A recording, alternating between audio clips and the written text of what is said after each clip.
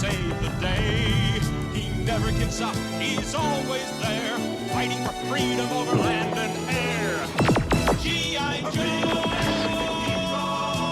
G.I. Joe's there! G.I. Joe is the code name for America's daring, highly trained Special Mission Force. Its purpose? To defend human freedom against Cobra, a ruthless terrorist organization determined to rule the world. He never gives up, he'll stay till the fight's won. G.I. Joe will dare. G.I. Joe! G.I. Joe! G.I. Joe was a toy that started in the 1960s, and they're still making a few G.I. Joe toys today. However, the G.I. Joe that I made this Lego mock based off of is the G.I. Joe that started in 1982 and went all the way till 1994. Some of the best year, it's sort of like this mock is based off of the starting like end card bit of the starting song, and I think it was just such a cool idea. So what I did is I found out, okay, what things did I have to make and what things could I make, and I got the G.I. Joe main plane from the 1983, I think, the armadillo, which was also there in 1980, I want to say 1985 or 6, and then the tank, which was, I think, 1980, probably 1983 as well. So, and then I made a ton of G.I. Joe characters as well as the Cobra characters, which I'll show in a couple minutes. Anyway, let's just get right into it with the Skystriker. So this is the Skystriker, which was sort of the main plane for G.I. Joe Season 1. And here is the figure that I made for him, for the Skystriker. His name is Ace, and he was just the pilot guy that came with it. That's what he looks like without his helmet.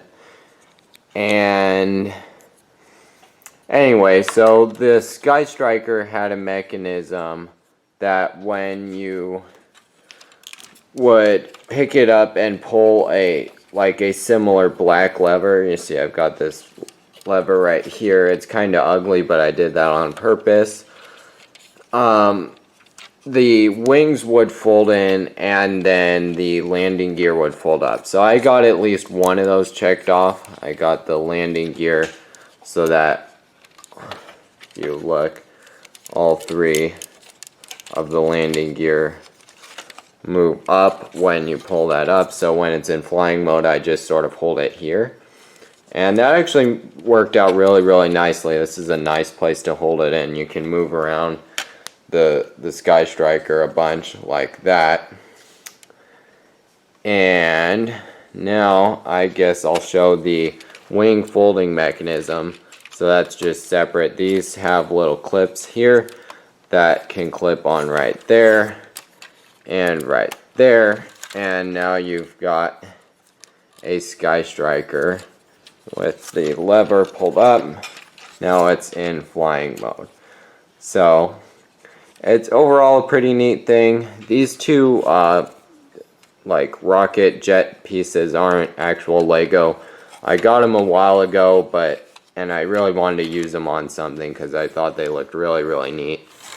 And this was the perfect opportunity for that. So now that it's in flying mode, we can sort of see that interesting thing, how the wings locked into the other wings, which was something that was kind of hard to pull off. So the wings are pretty much at the same angle as these wings, so that it makes one larger wing, which is really neat. And then the stripes pretty much flow straight out of these raised portions here. Something that's kind of weird about this vehicle is it ended up getting kind of sloped toward the front. So the back is much lower than the front. And I don't think this really is a bad thing because it kind of just looks like it's maybe going to fly up or something like that. Since the front is a little bit higher than the back. Anyway, so now the cockpit works just like a Star Wars snowspeeder, and you can fit 2 minifigures in there if you want to see. Here's Ace piloting the Skystriker. It's not a perfect cab really design. It's not a perfect design, but you can fit 2 figures in there with backpacks actually, which is something that most G.I. Joe characters have. So I think that about does it. Something else I guess is the black tail fins. The actual toy didn't have those, but that's how they looked in the show. So I had white originally and that didn't look good at all, but the black really makes it stand out. I think the reason why the original toy didn't have it was because it was pretty much all one piece of plastic. So they just didn't really have the opportunity to make black ones, and I think that that's a nice added touch that I did.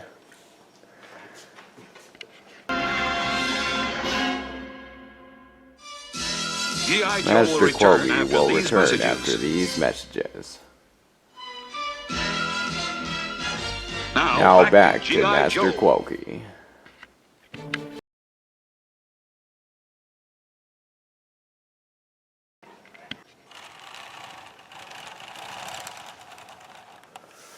And now on to the tank.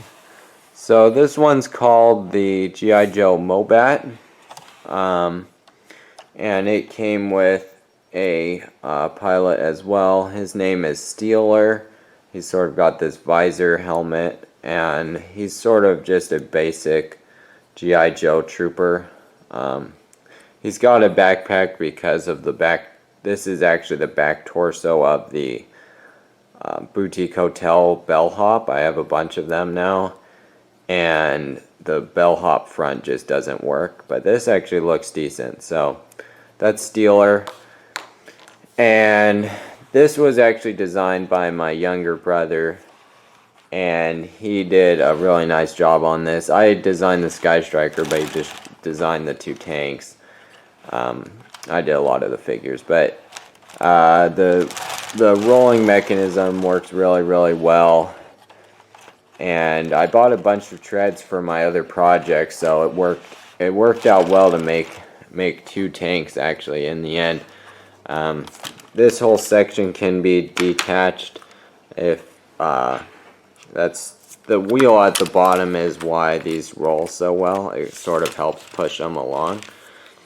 It was a design that was in a City Arctic set actually, which was pretty cool. But anyway, there's nothing too much to see down there, and that can go back on. These are sort of the flaps, I guess, to sort of crawl under there. Anyway, this top panel can be detached if you want to put a minifigure standing up. That works really well, or it works kind of. It doesn't actually work with Steeler. I didn't design it with Steeler because he has these extra studs on his backpack, so it doesn't really work. As you can see there, he's got these extra studs. But anyway, this comes off as well, and you can fit 2 figures down. You could probably fit maybe 1 like this. No, it still only fits 1 figure, but let's see if I've got a different Joe that doesn't have a backpack. Then I can put him in here and put the, oh gosh, his legs are coming off. Put him in there, put the top on, and I can actually put the roof on as well, and he's completely enclosed inside the tank. It's got these two big guns which rotate on the same thing pretty much. And it's kind of camouflaged really, really well. Overall, I don't really have too much else to say about it. Yeah, it's just a really, really nice looking tank, which I know is something that LEGO's just never gonna make. And that's okay, but it's just really, really neat to see a tank. Sort of an interesting thing is that this was actually a motorized playset back in the day. It was one of the motorized G.I. Joe vehicles, so that's kind of neat. Anyway, on to the armadillo then.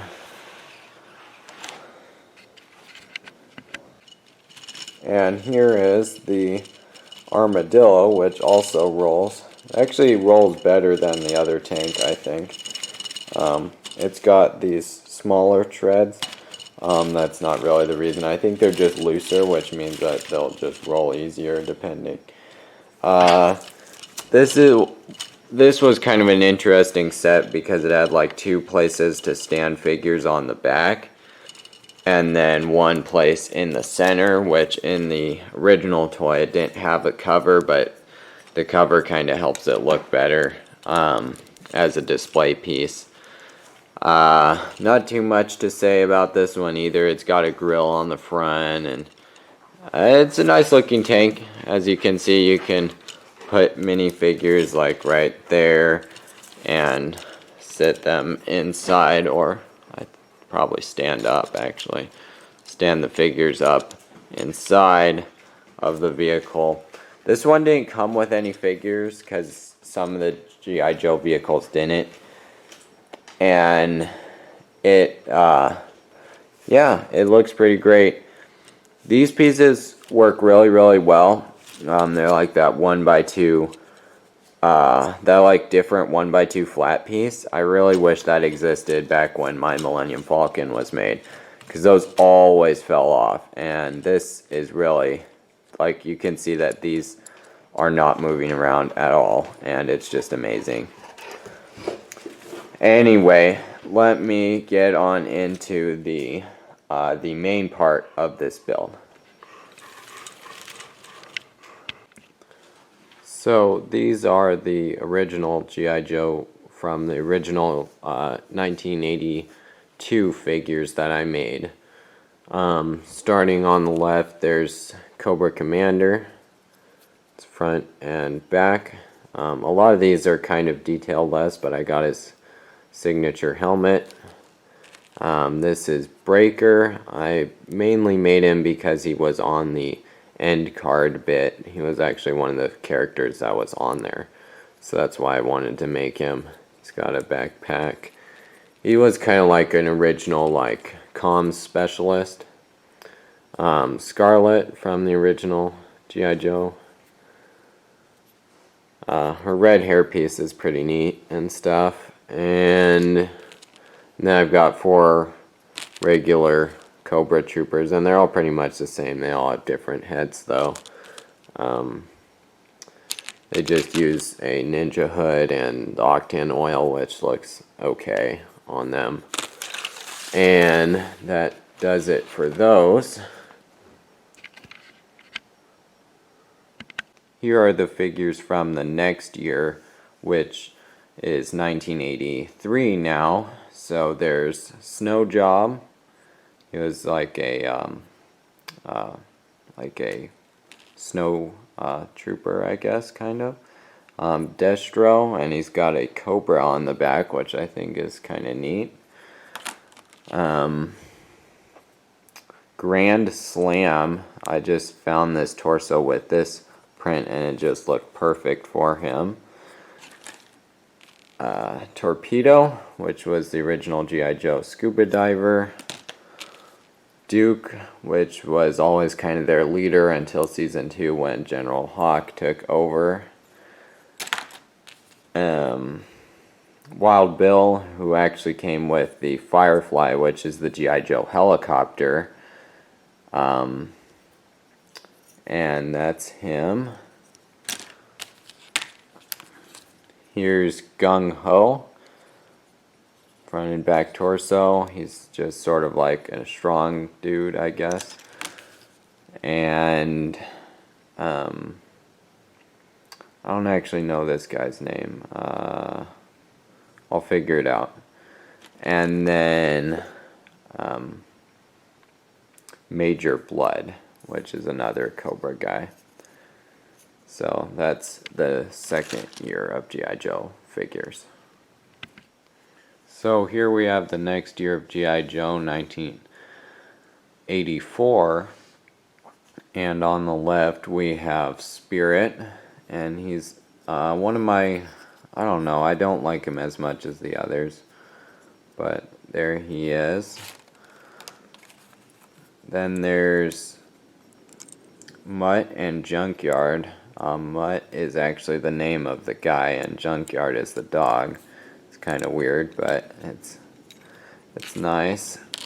Recondo is a guy that I don't really remember from the show. However, he looked like a neat character to make, so I made him.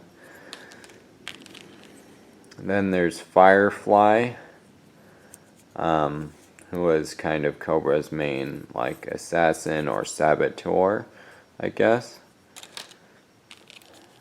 Then Blowtorch, I believe. Yeah, Blowtorch. And the Barrenness, which is a figure that's kind of weird with the scorpion, but you know, it's still the Barrenness because she's got the glasses and stuff. Then there's Zartan, and he has a switch-outable head, so you can switch that around because he has the ability to make his face look like other people if he wants. Then there's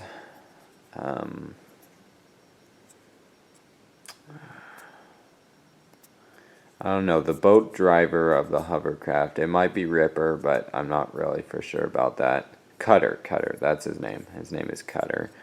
And he's a really nice figure. He looks a lot like the actual character. Then there's Wild Weasel, who looks pretty good here. And he's the pilot of the Cobra plane. And then finally Stormshadow, who has a lot of accessories because he did as the actual action figure also.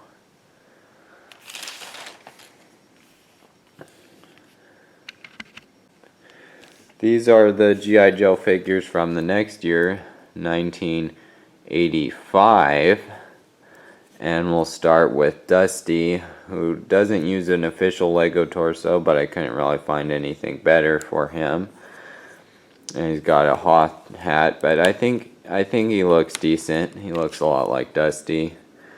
Then there's Bazooka, who's got his iconic bazooka gun and a jersey, kind of like he does in the actual show, and the action figure. There's this Dreadnought guy. I don't know his name really off the top of my head. He's just a Dreadnought guy. I don't know his name. Flint, who's got his brown gloves. I couldn't really find a decent hat for him, but he's got a good gun at least, and he looks like Flint if you look close. Alpine is another decent one. I like the way he turned out using the agent's body and stuff. Then there's Snake Eyes, who is pretty much a phenomenal figure, probably one of the best out of the bunch. And he's got his wolf timber. I just think this is his cooler outfit. He was one of the original Joes, and he had a older looking outfit, I think with goggles and stuff instead. But I decided to go for the more iconic later version of Snake Eyes. Then there's Lady Jaye, who has a spear and a similar hair. I couldn't really find a perfect hair piece, but I think it's pretty good. And she's got a quiver full of javelins. Then there's Barbecue, who I think looks really, really good. He's one of my favorites. He wasn't a super main character in the show, but I like him a lot. Then there's the Crimson Guard Commanders, also known as Xamot and Tomax. They've got similar expressions and similar hair, but not exactly the same. And then, of course, iconically, their outfits are flipped. I couldn't get the red straps, really, but that's what I've got there. Then there's a Crimson Guard, just, I guess, regular trooper. It kind of looks like a robot, but it's supposed to be a guard.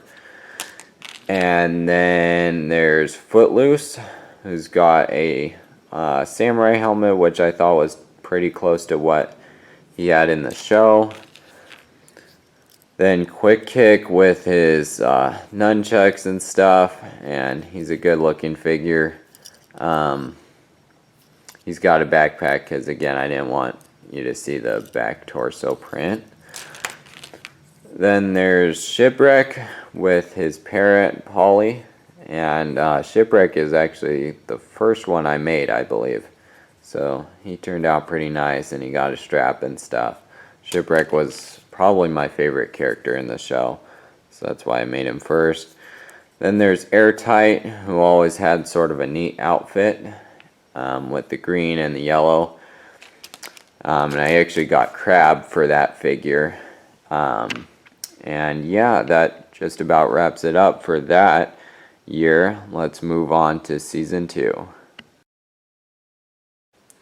So here are the Season 2 figures, which aired in 1986, and they just had one wave of action figures for that season.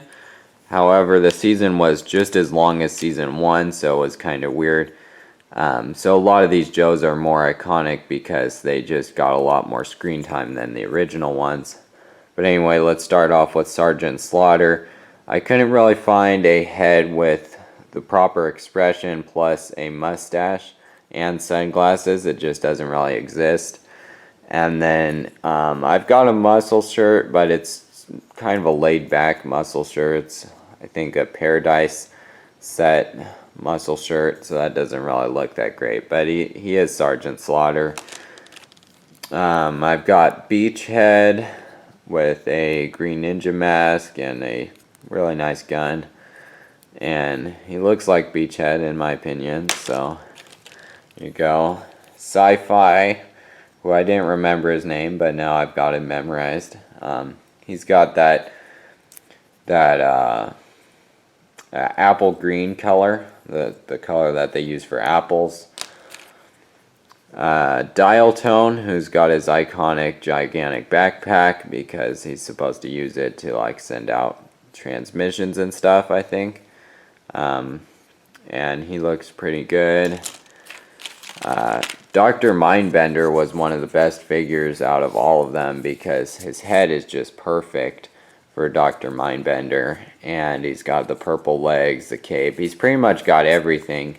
I'd say the one thing that's lacking is maybe straps on his torso, but that's about it. General Hawk, he became like the leader for the Gi Joe in Season 2, and he looks pretty great. I like him a lot. He turned out well. There's Serpenter. He looks really strange, but he's got a Roman hat because he's like a conqueror and stuff, and a sword, and his snake from the original set. He looks okay. It's not perfect. The next one is Lift Ticket, who was the pilot for the G.I. Joe helicopter for Season 2. Not much going on the back torso, but, you know, another good figure. Wetsuit, I used a cap for, which I don't know if that really looks perfect, but the orange does look nice. And he's got kind of his little speeder thingy built out of one of those Galaxy Squad, or sorry, not Galaxy Squad, Alien Conquest guns.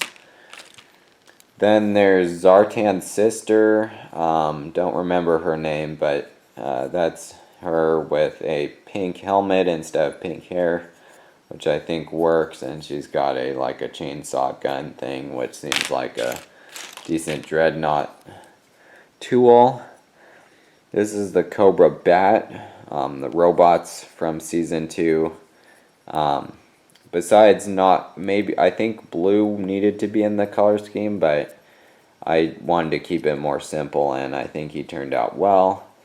And he's got a flame because one of his arm attachments was a blowtorch.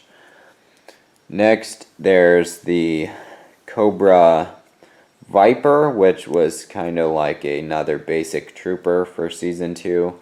And that one turned out nice, but ended up looking a lot like a robot. But they do have those chrome helmets, so I don't know.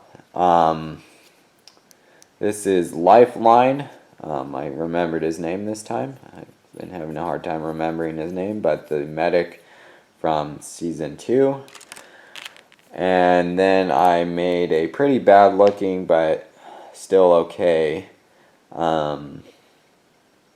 Roadblock figure, because Roadblock is one of the best characters. He's like the only one who got a season 2 version, like an updated season 2 version. So I made the updated season 2 version with a green helmet. He's not the best, but he does look okay. Then there's Lowlight, which he's kind of like a nighttime trooper, maybe patrolling the night, I guess. And he's got his beanie and glasses, like in the old action figure. And finally, the last figure is Cross Country, who came in the Gi Joe Havoc, which was kind of a tank. It was a strange tank type vehicle from back in the day. So now that I've shown all the figures, I'm going to put them all back on the display, and I'll show off the finished mock. Thank you. Alright, so I put all of the pieces together along with all the minifigures, and there's the season 2 Joes over here, sort of the leader figures in the front.